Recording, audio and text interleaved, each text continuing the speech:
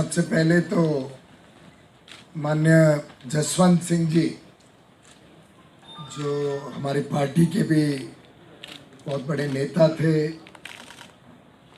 वित्त मंत्री रह चुके हैं, रक्षा मंत्री रह चुके हैं, माननीय अटल बिहारी वाजपेयी जी के बहुत निकट थे और मेरा भी सौभाग्य रहा कि मैं वर्षों तक उनके सानिध्य में काम कर पाया, उनसे बहुत कुछ सीखा।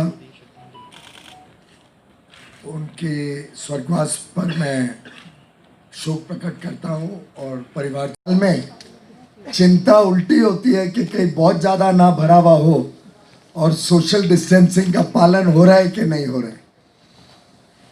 ऐसी विपरीत परिस्थितियों में आप सब आज यहाँ पे पधारे, आप सबका तहे दिल से धन्यवाद।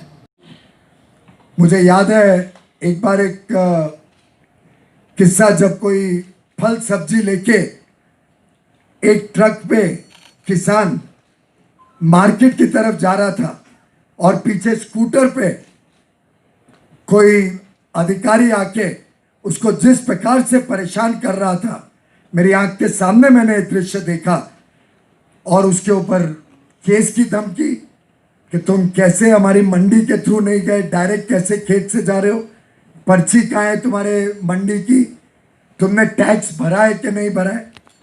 मैंने पिछली बार पहले भी कहा था कि ऐसी जो देश पाकिस्तान, बांग्लादेश, अफगानिस्तान में जो धर्म के नाम पर प्रताड़ित होते थे, जो अपनी बहू बेटियों की इज्जत बचा करके बड़ी मुश्किल से भारत में पहुंचते थे, उनको यहाँ आने के बाद में वर्तमान नागरिकता कानून के हिसाब से कम 10 साल तक, क्योंकि 7 साल बाद तो एलिजिबिलिटी बनती थी, भुगतना पड़ता। ऐसा आदमी, कल्पना करो, जिस महिला ने अपने सामने अपनी बच्चियों का बलात्कार होते हुए देखा है और उनको उठा के लाते हुए देखा है, वो बच्ची भी 2 छोटी बच्चियों को लेकर के हिंदुस्तान आ जाए, सड़क पे 15 साल रहती थी तब नागरिकता मिलती थी, उसके लिए कानून बनाया। इन्होंने उसका भी विरोध किया और विरोध किया, देश को भड़काने की कोशिश की, देश को जो है मजहब के आधार पर बांटने की कोशिश की, नॉन इश्यू को इश्यू बनाया।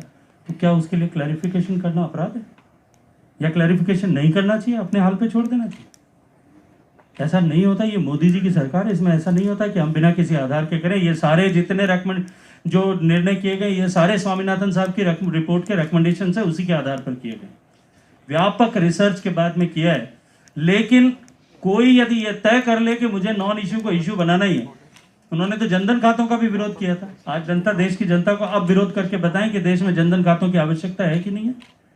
ये समय अपने आप उनको इस तरह के जो है दुष्कृत्यों के ऊपर सबक सिखाएगा। ये आप और मैं दोनों पीछे देखे भी और आगे भी देखेंगे। अंतिम सवाल सुधीर जी। पीयूष जी, एक सवाल ये था, तमाम लोग किसानों की बात कर रहे हैं, लेकिन एक वर्ग ऐसा भी है जो सबसे बड़ा सेक्टर है रोजगार देने वाला, आपका रेलवे विभाग।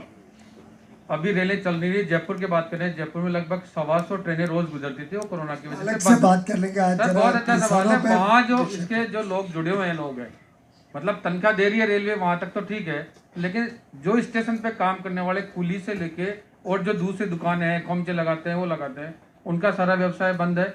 उनके लिए रेलवे विभाग को सोच रहा है क्या? क्योंकि लाइसेंस आपने दिए हैं, जीवन यापन करने का जो साधन है वो आप लोगों ने दिया है। ऐसा है कि 2 चीज़ें हैं इसमें। एक तो जो अभी भी ट्रेन चल रही हैं, वो लोग ज़्यादा उसमें ट्रैवल नहीं कर रहे हैं, तो ऐसी परिस्थिति में पूरी रेल व्यवस्था को आज शुरू करना मतलब संक्रमण बहुत तेज़ी से फैलना का रिस्क है। तो जहाँ जहाँ पे आवश्यक है, थोड़ी बहुत ट्रेनें चल रही हैं, उसके हिसाब से आस्ते आस्ते डिमांड के हिसाब से उसको बढ़ाया जाएगा। रही बात रेडी वालों की, सब उसमें 2 पहलू हैं। तो जो रेलवे का लाइसेंस फी होता है, उसमें हमने छूट पहले ही दे दी थी उस संक्रमण के दौरान जो लाइसेंस फी लगा। और दूसरा, रेडी वालों के लिए प्रधानमंत्री जी ने अलग एक योजना के तहत कैसे इनको भी स्वावलंबी बनाया जाए, उसकी चिंता की है। वो योजना लागू की गई है देश भर में। अब मुझे पता नहीं राजस्थान की सरकार उसमें भी रोड़े डाल रही हो, तो उसकी जानकारी मेरे पास। आप सभी को बहुत बहुत धन्यवाद। आप सब ने अपना अमूल्य समय निकालकर इस प्रेस वार्ता में भाग लिया और सभी प्रेस के बंधुओं से मेरा आग्रह है कि कृपया करके चाय पी